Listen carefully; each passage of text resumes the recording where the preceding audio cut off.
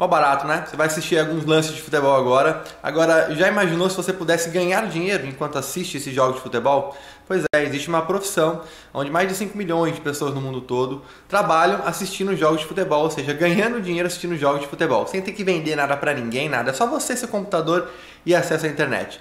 Quer saber mais como é que funciona? Clica no link aqui embaixo que eu te mostro, beleza? Grande abraço!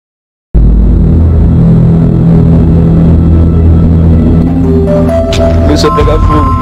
Aí o Filipão, foi no último quarto do Filipão. Aí o Filipão começou a gritar, tá pegando fogo. Houve uma explosão e faltou luz. E logo daqui tá vendo um fogaréu muito alto. Sai daí, rapaz! Sai daí! Não adianta não!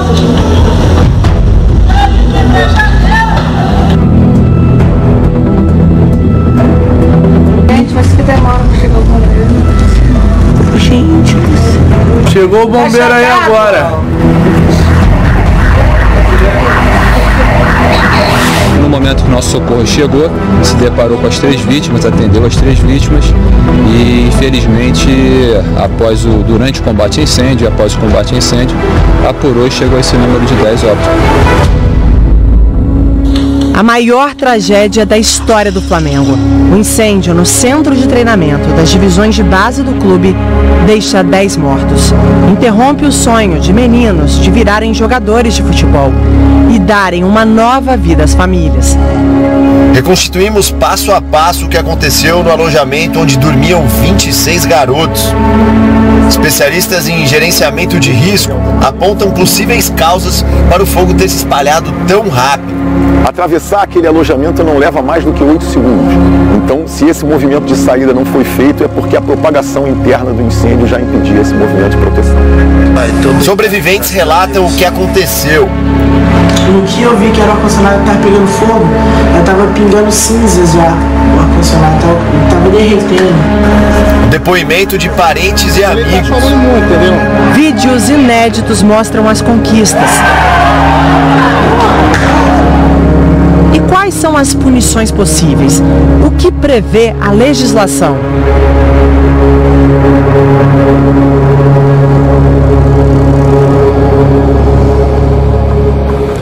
Esporte Espetacular está começando, estamos no ar, num fim de semana de luto para todo o esporte brasileiro, para todo o povo brasileiro, pela perda desses 10 meninos que começavam o sonho de todo garoto, o sonho de se tornar um jogador de futebol. Arthur, Átila, Bernardo, Christian, Jedson, Jorge Eduardo, Pablo Henrique, Riquelmo, Samuel e Vitor. Todos garotos entre 14 e 16 anos, todos com histórias parecidas, de famílias humildes, que viam no esporte a chance de uma vida melhor. Além deles, havia outros 16 meninos no alojamento do Flamengo na noite da tragédia. A gente falou com alguns desses sobreviventes e eles relataram os momentos de tensão, desespero e contaram como eles conseguiram escapar do fogo. Entre os 16 meninos que escaparam do incêndio no Ninho do Urubu está o zagueiro Kaique, de 15 anos. Ele aparece nestas imagens de camiseta preta. Foi um dos últimos a conseguir sair pela porta do alojamento. De volta ao Tocantins, onde reencontrou a família, Kaique contou que uma escolha de última hora foi fundamental para que ele escapasse com vida. Na verdade, eu ia dormir em outro quarto, no quarto que morreram 3. Só que eu falei, não, mano, eu vou dormir com esses meninos aqui hoje, aí amanhã eu volto. Aí eu dormi com um moleque mais novo. Aí, graças a Deus, todo mundo desse quarto que eu dormi saímos com vida. No caso do Rian Matheus, foi um pedido da mãe que o fez desistir de dormir no clube na noite do incêndio. Eu durmo lá todo dia, normal, mas como não vai ter treino amanhã, cancelaram, aí a minha mãe ficou insistindo em vir pra casa. Eu não acreditei na hora, não caiu a ficha. Só depois de um tempo que foi cair na ficha que eu perdi muitos amigos ali. O acaso que salvou Kaique e Rian Matheus também bateu na porta de Samuel Barbosa e Riquelmo. Samuel e Riquelmo eram muito amigos. Quando soube que não haveria treino na sexta-feira, Samuel chamou o colega de quarto, apelidado de Bolívia, para passar a noite aqui na casa dele, que fica pertinho do Ninho do Urubu. Mas Riquelmo negou, preferiu dormir lá mesmo no alojamento. Samuel, então, resolveu que ficaria com o amigo. No dia seguinte, só um dos dois conseguiu escapar do incêndio. O Riquelme tinha ficado lá. Eu saí, cara, começou a pegar fogo. Aí o Filipão, foi o último quarto do Filipão. Aí o Filipão começou a gritar, tá pegando fogo. Aí eu pensei, voltei a dormir. Aí quando eu levantei, porque o cheiro tava muito forte. Aí eu fui levantar. Normalmente, quando eu levantei, explodiu o bufo. Aí vi aquela fumaça. Aí eu fechei o olho, eu chamei o Riquelme, gritei, Bolívia, segue minha avó, Bolívia, vem, Bolívia. Aí eu saí correndo, aí o moleque, vem, corre. Aí eu corri lá pra fora, lá eu gritei o Bolívia de lá dentro, cara. Só que eu não sei, cara. Eu espero que o Bolívia esteja bem. Eu creio que eu vi ele na ambulância, cara.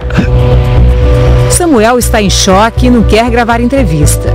No dia da tragédia, postou este vídeo nas redes sociais. A quantidade de fogo era muito. E aconteceu que o ar-condicionado pegou fogo, daí foi gerando um curto, assim, todos os ar-condicionados, foi pegando tudo. E foi muito rápido, não deu para conseguir chamar quase ninguém. Também foi pelas redes sociais que a família de Francisco Diogo, goleiro de 15 anos, soube que ele estava bem. Pai, tô bem, tá? Graças a Deus. Mas Dona Nélia e seu Francisco só acreditaram mesmo quando chegaram de Fortaleza para ver o filho no hospital. As primeiras horas foram horríveis, porque eu soube no trabalho o que foi realmente aconteceu. Meu filho se foi também. E fico alegre quando eu cheguei ontem, que pude abraçar, pude pegar, coisa que outras mãezinhas não tiveram a mesma sorte. O jogador contou ao pai que conseguiu fugir pela janela do quarto. Ele teve uma ajuda de um monitor lá do clube, né? E conseguiu quebrar uma das janelas lá do clube e conseguiu sair 3 atletas. No mesmo hospital também está internado o atacante Cauã Emanuel. A mãe dele chegou a pensar que o filho havia morrido no incêndio. Eu soube através de vizinhos e de reportagem que meu filho tinha falecido, né? Tinha morrido no incêndio, foi assim que eu soube. A gente só acredita quando vê, né? E eu queria ver se meu filho estava vivo, né? E graças a Deus ele está bem.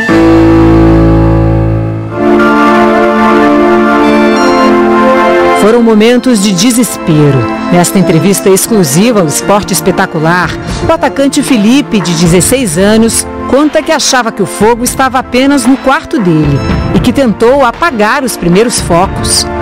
A gente não tinha em mente que se estava pegando fogo no nosso quarto, o ar-condicionado do nosso quarto estava pegando fogo, não ia afetar os outros quartos, os outros ar-condicionados, o container por inteiro. Aí no que a gente saiu do quarto, tinha um bebedouro com água. Aí eu vi esse bebedouro, aí eu já pensei, botei na cabeça, eu vou pagar esse ar-condicionado com água.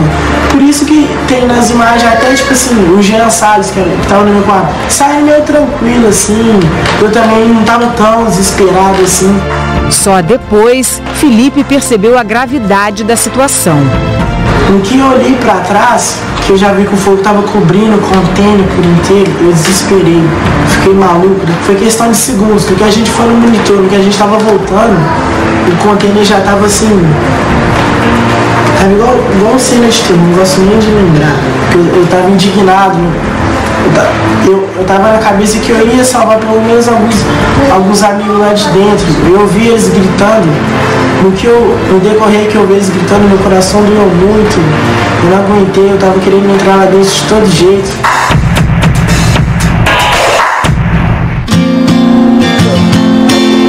Neste momento de tanta dor, o que conforta os sobreviventes e as famílias é pensar no futuro. Eu quero que ele siga em frente do sonho dele, independente de qualquer coisa. Ele é um lutador, ele é um guerreiro, ele sempre sonhou ser jogador de futebol. E é um sonho que eu sempre apoiei e vou apoiar sempre. Queria dar um recado, que a gente vai continuar e vamos conseguir, vamos realizar nosso sonho, não só por nós, mas pelos amigos que se foram. Vai ser um domingo duro pra gente que trabalha com isso, pra gente que vive do esporte, mas a gente vai tocar o nosso esporte espetacular, contando essa triste história e contando outras histórias do esporte. 2 dos sobreviventes estão internados no Hospital Vitória, na zona oeste do Rio de Janeiro. O atacante Cauã Emanuel, de 14 anos, e o goleiro Francisco Diogo, de 15. Os dois são cearenses, eles inalaram muita fumaça e seguem em recuperação. A repórter Ana Helena Gebel traz as informações pra gente. Bom dia, Ana. Bom dia, Bárbara, Andreoli, todo mundo que está ligado com a gente no Esporte Espetacular. A gente fala aqui em frente do hospital que os 2 meninos, né, o Francisco Diogo e o Cauã Emanuel, estão hospitalizados desde sexta-feira. Eles estão bem, mas estão na UTI ainda, porque, como você disse, né, Bárbara, eles inspiraram muita fumaça, uma fumaça preta, tóxica, muito forte, e isso causou algumas lesões nas vias aéreas. Portanto, eles ainda estão recebendo medicamentos, antibióticos e também respirando com auxílio de aparelhos ainda na UTI, mas existe a grande expectativa que hoje eles sejam transferidos para os quartos, inclusive há pouco, questão de 5 minutos, os familiares chegaram aqui no hospital. Então a gente está nessa expectativa, esperando nessa notícia que os meninos sejam transferidos para os quartos e deixem a UTI. Ontem o pai do Francisco Diogo, que também se chama Francisco, ele conversou com a nossa reportagem e ele fez um breve relato de que, claro, ele está muito feliz, mais tranquilo, sabendo que o filho dele está se recuperando, e ele relatou que os 2 meninos estão juntos na UTI, um dando apoio ao outro, que o filho dele, o Francisco Diogo, que é goleiro, ele ainda está com um pouco de dificuldade para respirar, algumas dores no peito por causa dessas lesões das vias respiratórias e também com algumas lesões nas mãos, queimaduras nas mãos. Mas então, como eu disse, a gente fica nessa expectativa, né, que os meninos sejam transferidos para os quartos ainda hoje. O terceiro ferido, o terceiro sobrevivente, que é o Jonathan Cruz, ele inspira muito mais cuidados, a situação dele é muito mais séria. Ele não está aqui nesse hospital, ele está no Hospital Pedro II, que é referência em queimados aqui no Rio de Janeiro. E quem tem todas as informações para a gente agora é o repórter Edivaldo Dondossola. Bom dia para você, Edivaldo. Oi, Ana, bom dia para você, bom dia a todos. Eu estou aqui em frente ao Hospital Pedro II, que fica na zona oeste do Rio. Como você disse, é um centro de referência no tratamento de queimados aqui na cidade. É para cá que foi trazido já na sexta-feira o zagueiro Jonathan Ventura, de 15 anos, ele que é natural do Espírito Santo. O Jonathan teve queimadura de 2º e 3º graus em mais de 30% do corpo e também inalou muita fumaça. Por isso que o caso dele é considerado tão grave e delicado. Hoje cedo eu conversei com um médico que está cuidando do Jonathan. Ele não quis gravar a entrevista, mas me contou que além das vias respiratórias, a área mais afetada do corpo do Jonathan é a mão direita, que teve queimaduras de 3º grau, justamente porque o Jonathan voltou várias vezes para dentro do dormitório e ia esmurrando as portas e obstáculos que ele ia encontrando pelo caminho, numa tentativa desesperada de salvar os colegas que ainda estavam dentro do alojamento. Isso explica também, segundo o médico, o fato dele ter inalado tanta fumaça, porque ele voltou várias vezes para dentro dos quartos, numa tentativa desesperada de salvar os amigos. O médico disse que existe uma esperança e uma confiança muito grande na recuperação pelo fato do atleta, né, ter uma grande resistência física, mas volto a confirmar, ainda é bastante grave o estado de saúde do Jonathan Ventura, esse zagueiro natural do Espírito Santo que teve mais de 30% do corpo queimados nessa tragédia no Ninho do Urubu. Volto com vocês ao estúdio, Andrioli e Bárbara. Obrigado, Edivaldo. A gente segue aqui, olha só. Dos 10 garotos que morreram, 8 já tiveram os corpos reconhecidos no Instituto Médico Legal e um deles, o atacante Vitor Isaías, de 15 anos, vai ser enterrado hoje em Florianópolis. O repórter Ricardo Von Dorf está lá e tem as informações pra gente. Bom dia para você, Ricardo. Bom dia, Bárbara. Um dia difícil, né? O corpo do atacante Vitor Isaías, de 15 anos, está sendo velado aqui nesse ginásio de esportes municipal de Florianópolis. O clima é de forte comoção, até porque a morte é prematura e em circunstâncias trágicas. A avó do menino, a avó que criou o Vitinho, Dona Josete, está bastante abalada e a todo momento é consolada por parentes e amigos e há pouco teve que ser atendida por paramédicos que estavam tirando a pressão dela.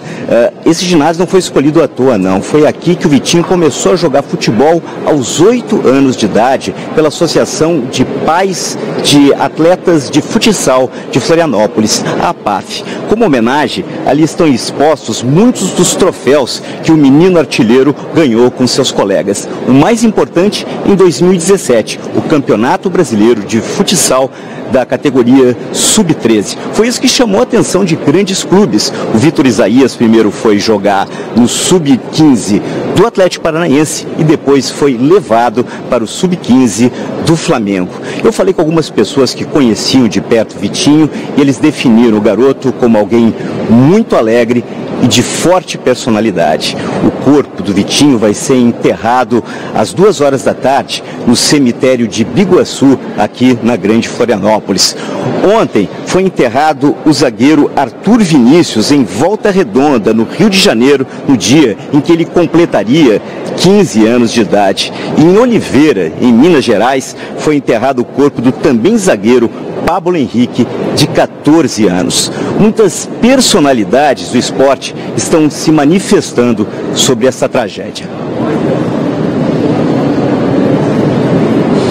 Exatamente. Nos últimos 3 dias, várias personalidades do esporte no Brasil e no mundo mandaram mensagem de apoio às famílias das vítimas da tragédia no CT do Flamengo.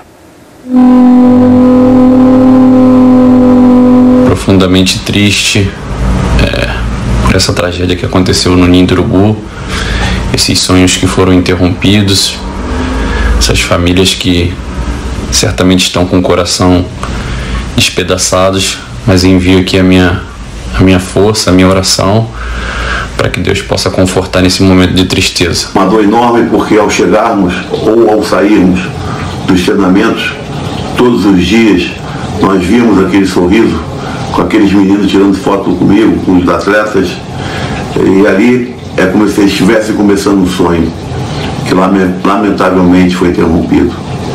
Condolências, sentimentos e dor. Eu sei exatamente o que é isso. Fica aqui meus sentimentos.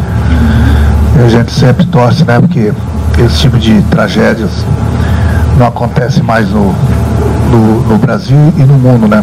Não é só essa tragédia no CT do Flamengo. Essas últimas tragédias que vêm acontecendo aí no nosso país.